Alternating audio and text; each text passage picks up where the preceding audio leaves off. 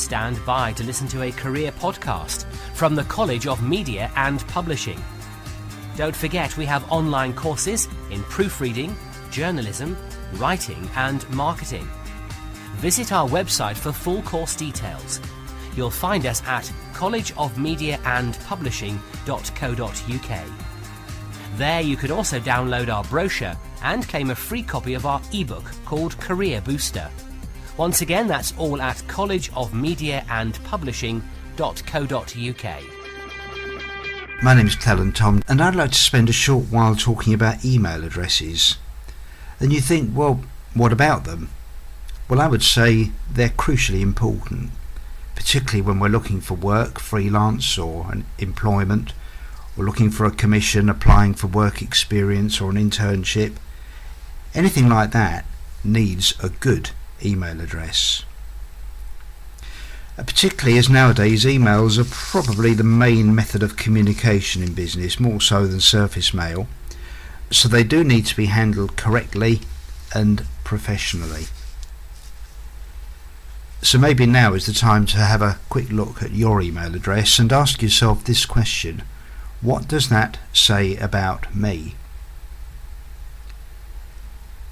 Then the chances are an employer, someone like that, will jump to the same conclusion if they receive an email from you. To be honest, some email addresses I see, and I see a lot, they're plain stupid. Things like sexgoddess at Hotmail and drunkagainalan at Gmail and things like that. And people use things like those to apply for jobs, and then they wonder why they're not taken seriously. If you got an email from somebody who says their email address is "I'm a Pink Panther," well, perhaps they are, but personally I wouldn't employ them. I wouldn't even bother to read what follows. I just think that they're as ridiculous as their email address is and decide appropriately. And I'm not alone in that. I know many employers who reject job applicants purely because of the email address. So it's something we should take seriously. It could be the one that you use now, dates back to college or university when it was all a bit of a laugh, and that's fine. By all means, use that email address for friends and family and fun, but do have a separate one for all kinds of professional and working life, and make sure there's no crossover between the two. So what is a good email address? Quite simply, it's one that has your first name and your second name in it. It can't be much simpler than that. But that creates a good, strong impression. So the place to start is really not looking at email providers like AOL and Virgin and Hotmail and all the rest. You can guarantee that most names, apart from mine, are already taken.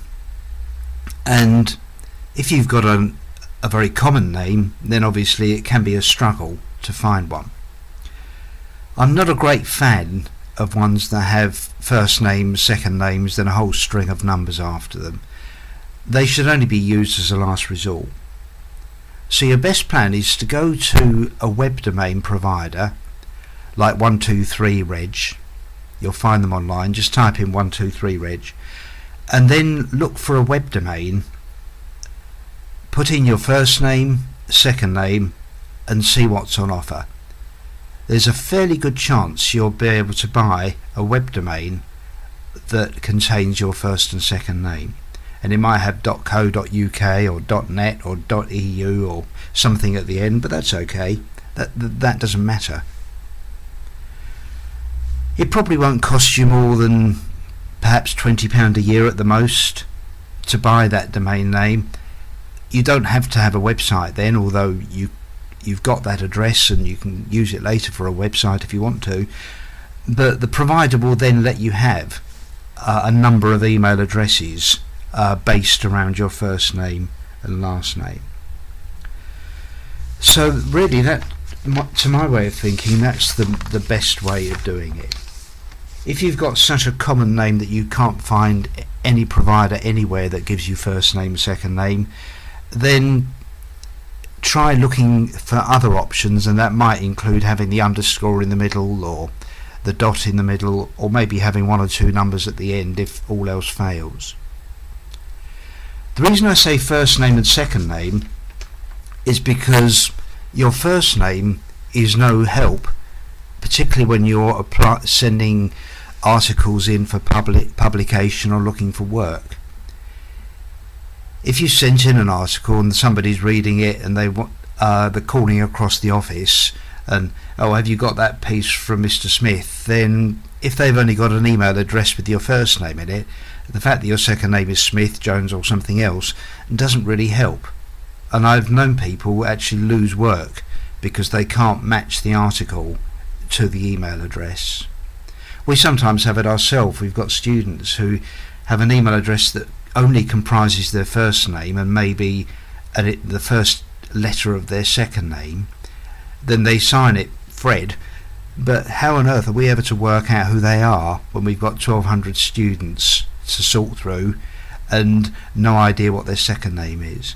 So a good email address must have your first and second name in it. So do review your email address, I would say, today, and if you need any help then do email me and I'll point you in the right direction to maybe get a better name than you've got now. Thanks for listening. Check out our website for more free downloadable podcasts at collegeofmediaandpublishing.co.uk. There you'll also find more information about the online courses we run in proofreading, journalism, writing and marketing. For full details, go to collegeofmediaandpublishing.co.uk.